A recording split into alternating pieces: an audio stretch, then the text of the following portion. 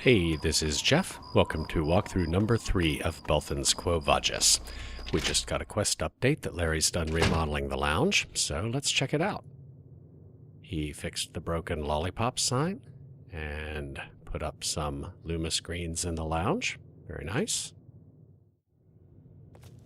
As you can see, Larry and Malibu are close, although whether it's a sexual relationship is left, I think deliberately, a little bit ambiguous.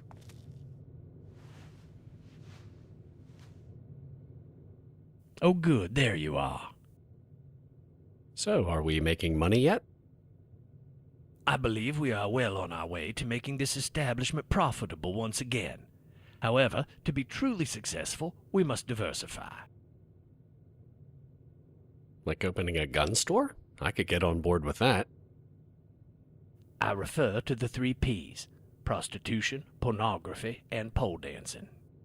There are niche markets we could explore, of course, but in this economy we should stick to the basics. 3 Ps, huh? The first one's coming along. What about the other 2?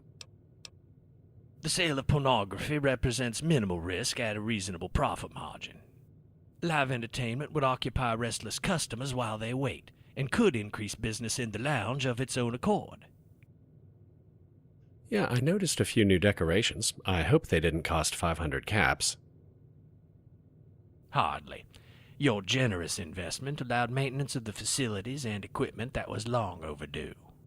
If you are hoping for something more grandiose, an additional 500 caps would facilitate the transportation and installation of an outdoor marquee. It would tell the wasteland that we are back in business. Grandiose is my middle name. Spend it wisely. Very generous. I will put your capital to work immediately.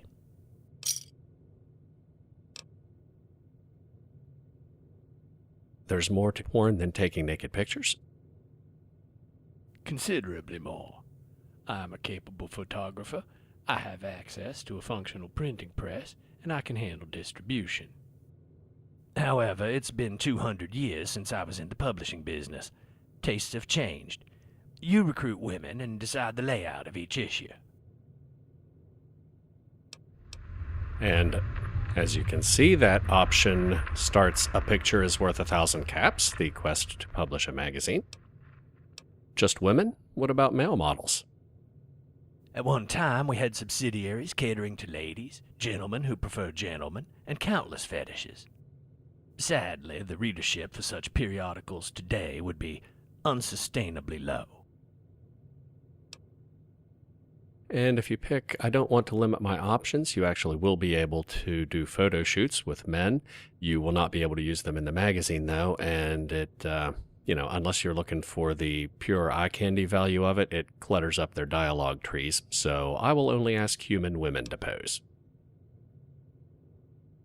Of course, saving our time and caps for models who will be profitable seems wise. And you said something about dancers. We must inform prospective entertainers we're hiring. You could start by asking the caravans to spread the word, but you travel extensively yourself. Posting employment notices in the settlements would increase the number of applicants. Distribute them as you see fit. And that one starts "Positions Available," which is the quest to put up help wanted posters. So I've never seen a brothel that had other entertainment. What's the deal?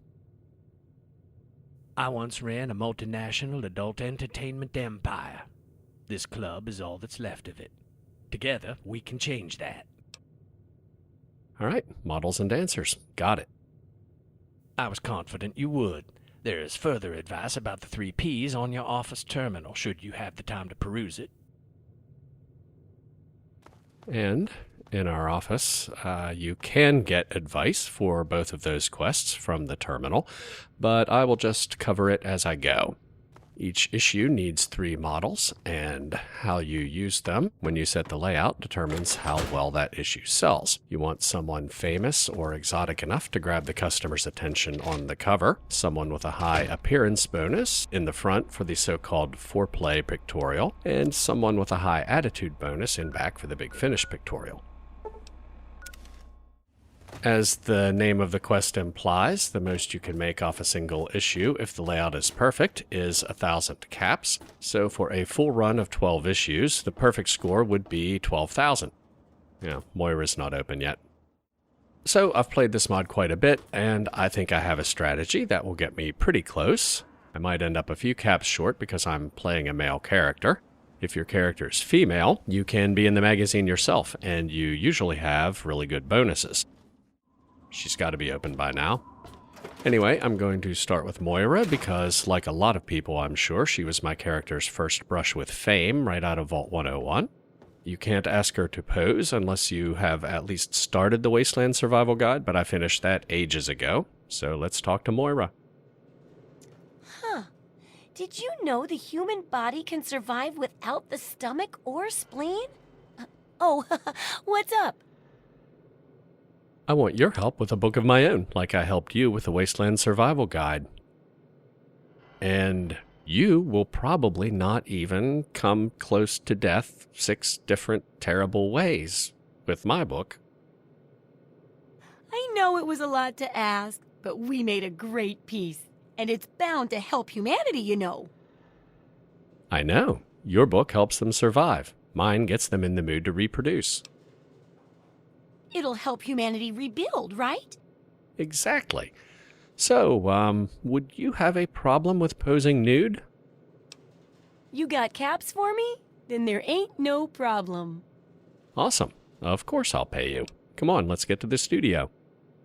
Sure thing. And most models, you do fast travel back to the studio. If you played Coito Ergo Sum, the photo shoots are a little bit different. Instead of having a camera yourself, Larry actually takes the pictures. Yes, just like that. If the model's an elite cover girl, she'll have props behind her. Otherwise, it will just be this blank wall. You're a natural. You can tell what her attitude bonus will be from the way she poses, as well as from Larry's commentary. If she acts bored or shy, the bonus will be low. If she acts sexy, it'll be average, and if she's filthy, it'll be high. Some models start slow, and Larry coaxes them into a better performance as the photo shoot goes on. That's good. That's very good. But if you leave the studio in the middle of the shoot, they get discouraged, and you get the lower bonus. You only get credit for their improved bonus if you stick around until the end. I happen to know that Moira doesn't improve. She's average sexy from start to finish, so it won't hurt to leave now and recruit the next model. Well, well, well, if it isn't the greatest American hero, or Abraham Washington's greatest anyway, I figured we'd bump into each other again. What brings you all the way out to Goulsville? I'm working on another bounty. One you were built for, so to speak. Eyes up here, please. Ironically, the bounty requires getting a look down there. There's a fine line between badass and dumbass, and you crossed it. Trust me, if I was hitting on you, I'd be smoother than that. This is business. Keep your eyes off my ass, please. Why? So when it's no longer worth looking at, being ignored won't hurt? You're really an asshole. You know that? I'm not the one who keeps mentioning ass. Is that a Freudian thing? Jerk. Yep. At least I'm not insecure and in denial because I'm pushing 30. Don't talk to me that way. If I'm wrong, just look me in the eye and tell me so. Or, just shoot me. I'm sorry. Crazy how it sneaks up on you, you know? Well, you won't be ignored anytime soon, which brings me to my proposal. Oh, Christ. What now? I run a photography magazine. I want you to be a model. You can't be serious. I am. You get 50 caps, an ego boost, and no super mutants. Good enough. Sweet. Let's get to the studio. This is going to be a big hit. Fingers crossed. Every time I fast travel to Big Town, there's a raider in the middle of town. You'd think they'd learn.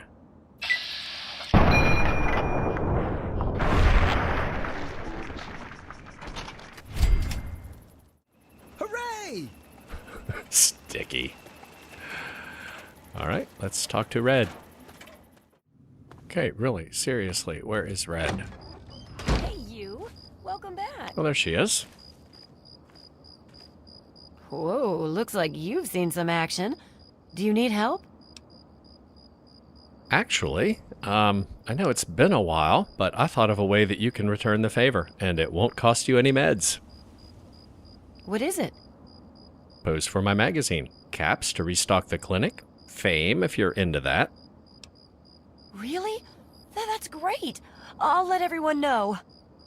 You'll make 'em proud. I'm ready when you are. Let's go. And I love Red's little naughty nurse outfit.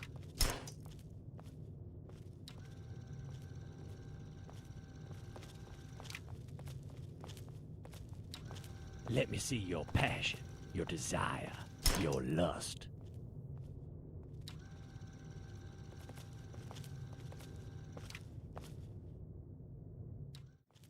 And so I don't have to do the digital blur. It still counts as sticking around for the photo shoot, even if you aren't exactly watching.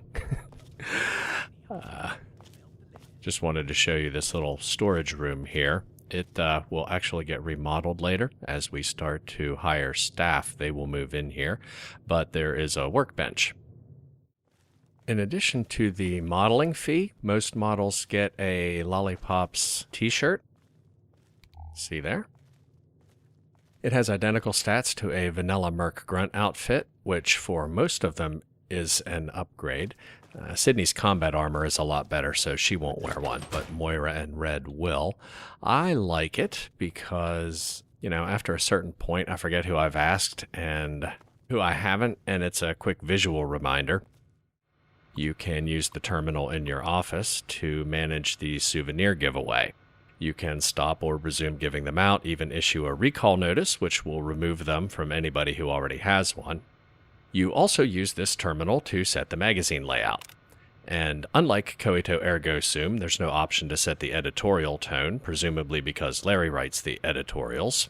It just starts with the CoverGirl section.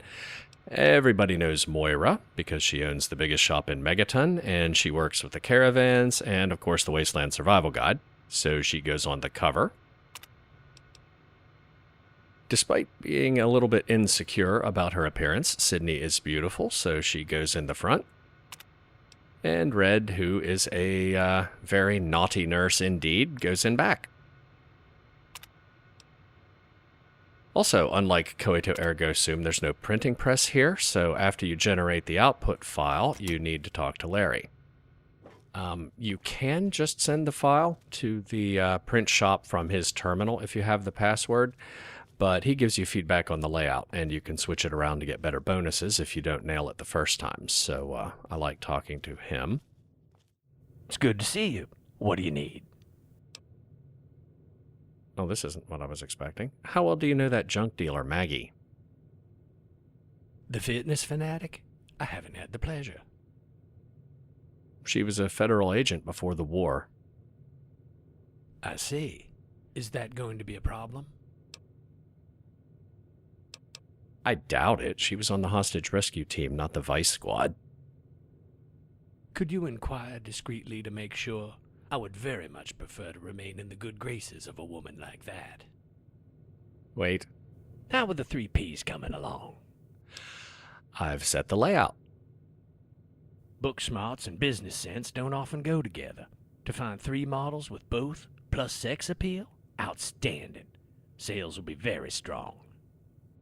Now, if he just says something like, give the word and I'll send it to the print shop, then the issue won't have a theme bonus. Otherwise, he'll make a comment like that. And you can get his advice on all 3 sections. She's practically a household name. The perfect cover girl. I think he's particularly helpful with the front because appearance is so subjective. Very lovely. To these eyes, the perfect foreplay girl. Of course, I'm in no position to judge. But I've done this enough that I knew that Sydney was a good choice for the front. And what about the big finish? Her sexuality practically drips off the page. The perfect big finish girl. You can usually figure out the cover, appeal, and attitude bonus from the other clues. And of course, you get a bonus if the issue has a theme, like all the models from the same hometown or in the same general profession, like Larry just commented on my choice of women who both fit into the bookworms category and they all fit into the professionals and entrepreneurs category. So they will get a double theme bonus, and they're all perfect for their sections. If they were not, you can say, let me take another look at the layout. You can go back to your terminal and change things around, but it's ready. Take it to press. Now, once you tell Larry it's ready to go, he handles all the printing and distribution details, sort of like coito ergo sum if you hire Blake to do it. You can shoot more models while the print job is running, but unlike coito ergo sum, you can only print one issue at a time.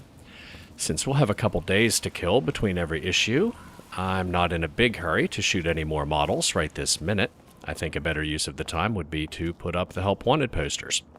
Again, this is similar, but... Good to see you. Hey, Joe. Similar but slightly different from... Oh, there's Maggie out on her morning run. In fact, let's talk to her, since Larry just asked us to.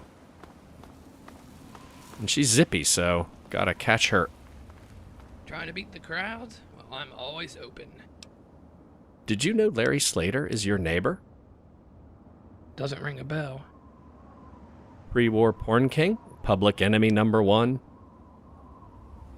Oh, that guy. Somebody above my pay grade thought harassing a smut peddler was a worthy assignment for experienced agents.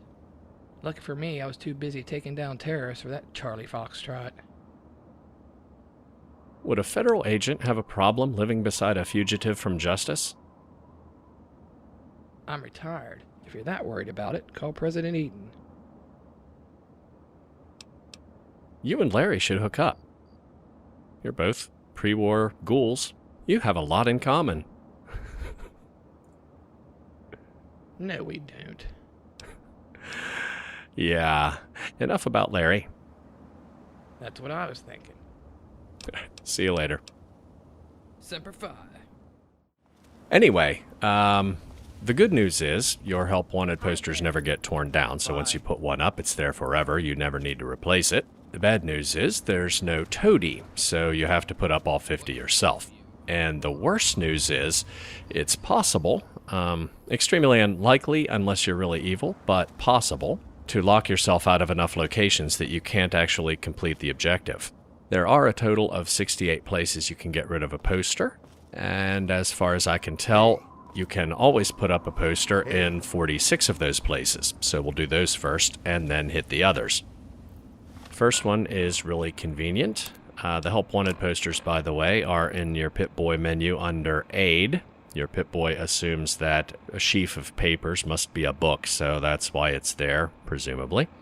Just click on it like you were going to read a book, and you get a message that will either tell you it is a good place and the poster will be removed from your inventory, or you'll get a message explaining why it's not a good place.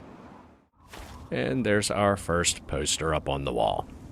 Now, as Larry mentioned, you can also give them to the caravan merchants who usually stop down there at the traffic circle at the end of town, although I don't see one there at the moment.